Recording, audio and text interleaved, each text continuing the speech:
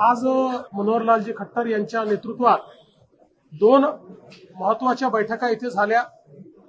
एक वेस्टर्न रिजनचे जेवढे राज्य आहेत त्याच्या पॉवर मिनिस्टर्सची एक कॉन्फरन्स झाली, ज्याच्यामध्ये लॉसेस कसे कमी केले पाहिजेत, त्या ठिकाणी आपलं नेटवर्क वाढवण्याकरता रिसोर्स ॲडिक्वसी प्लॅन कसा तयार केला पाहिजे, अशा अनेक गोष्टींवर या ठिकाणी चर्चा झाली।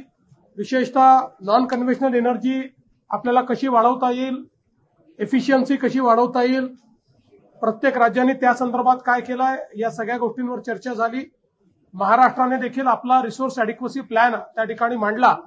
2035 पर्यंतचा रिसोर्स ॲडिक्वसी प्लॅन तयार करणारं महाराष्ट्र पहिलं राज्य आहे आणि त्याचसोबत वेगवेगळ्या प्रकारच्या ज्या काही योजना केंद्र सरकारच्या आहेत त्या योजनांच्या संदर्भातला आढावा माननीय मंत्री महोदयांनी घेतला।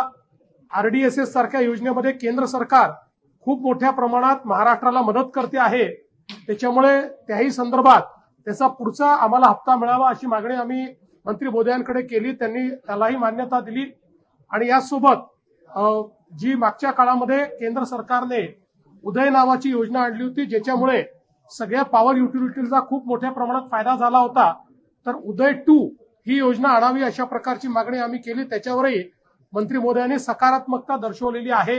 एकूणच पॉवर मिनिस्टर्सच्या मीटिंगमध्ये आपले सगळे डिस्कॉम्स आणि त्यासोबत सगळ्या पॉवर युटिलिटीज कंपनीज या अधिक एफिशियंट करण्याच्या दृष्टीनं या बैठकीचा मोठा फायदा होईल। यासोबत मनोहरलालजींकडे अर्बन डेव्हलपमेंटचा देखील चार्ज आहे, हाऊसिंगचाही चार्ज आहे।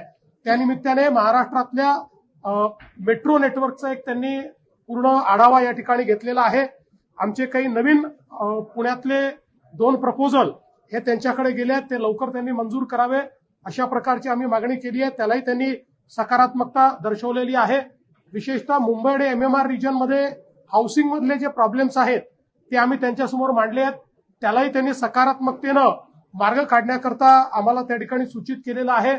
आपल्या ज्या काही सुरुवातीच्या काळामध्ये आपण सगळ्या मेट्रोज ज्या आहेत या राज्य सरकारने आपल्या पैशांनी तयार केलेल्या आहेत, त्याच्यामध्येही 50-50% शेअरिंग करण्याच्या संदर्भात त्यांनी सकारात्मकता त्या ठिकाणी दाखवलेली आहे, ज्याच्यामुळे महाराष्ट्राला अधिकच्या मेट्रो लाईन्स घेण्याकरता एक लिव्हरेज मिळेल, एक निधीची आपल्याला उपलब्धता होईल आणि त्याचसोबत जी काही आपल्या एसटीपीज आहेत, म्हणजे लिक्विड वेस्ट मॅनेजमेंट आहे, सॉलिड वेस्ट मॅनेजमेंट आहे, या संदर्भात केंद्र सरकारने अमृत योजनेच्या माध्यमातून खूप मोठ्या प्रमाणात महाराष्ट्राला जो पैसा दिलेला आहे तर त्याचंही योग्य विनिमय झालं पाहिजे